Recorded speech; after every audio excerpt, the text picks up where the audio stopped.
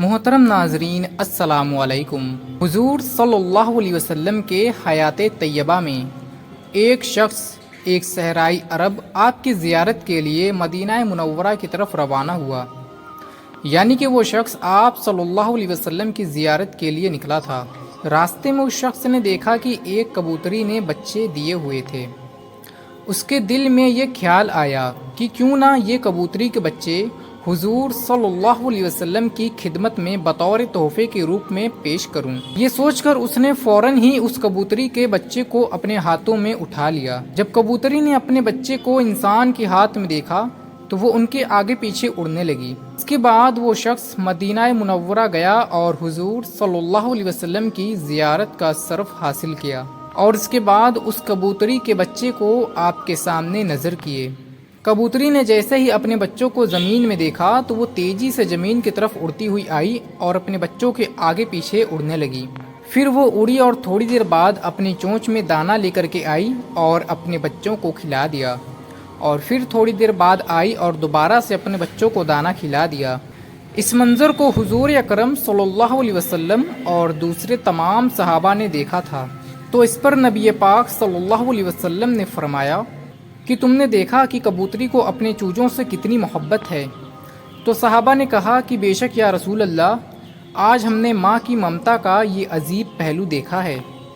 تو پھر سے نبی کرم صلی اللہ علیہ وسلم نے فرمایا کہ مجھے اس ذات کی قسم جس کے قبضہ قدرت میں میری جان ہے اور جس نے مجھے برحق نبی بنا کر مبعوث کیا، تم نے ابھی ممتا کی جو شفقت دیکھی ہے، اللہ اس کی نسبت ہزاروں گنا اپنے بندوں پر مہربان ہے۔ یعنی کہ اللہ اس کبوتری سے بھی ہزاروں گنا زیادہ اپنے بندوں پہ مہربان ہے۔ سبحان اللہ۔ یہ سن کر صحابہ بہت خوش ہوئے اور انہوں نے خدا کا شکر ادا کیا۔ پھر آپ صلی اللہ علیہ وسلم نے حکم دیا کہ کبوتری کے بچے کو آزاد کر دیا جائے۔ دوستوں، بے شک اللہ اپنے بندوں پر مہربان اور نہایت رحم کرنے والا ہے۔ اسی طرح ایک مرتبہ ایک مسلم شخص اور ایک عیسائی دونوں سفر کے ساتھی بنے، یعنی کہ ان دونوں کو ایک ہی منزل پر جانا تھا۔ تو انہوں نے سوچا کہ اگر ہم ساتھ میں سفر کریں گے تو یہ زیادہ بہتر ہوگا، اس سے ہمارا سفر بھی بہت اچھا گزرے گا۔ اس کے بعد وہ دونوں سفر کے لیے روانہ ہوئے۔ کچھ سمے بعد ان کے پاس جو کھانے پینے کا سامان تھا وہ ختم ہو چکا تھا، لیکن ابھی بھی ان کی منزل کافی دور تھی۔ تو وہ دونوں ایک جگہ بیٹھے اور سوچنے لگے کہ اب کیا کریں، ہمارا کھانے پینے کا سامان تو اب ختم ہو چکا ہے۔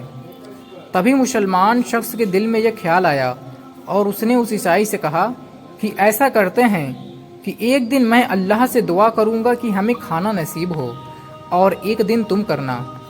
جیسے ہی اس عیسائی نے یہ بات سنی تو وہ کہنے لگا کہ ٹھیک ہے، لیکن پہلے تم دعا کرو گے۔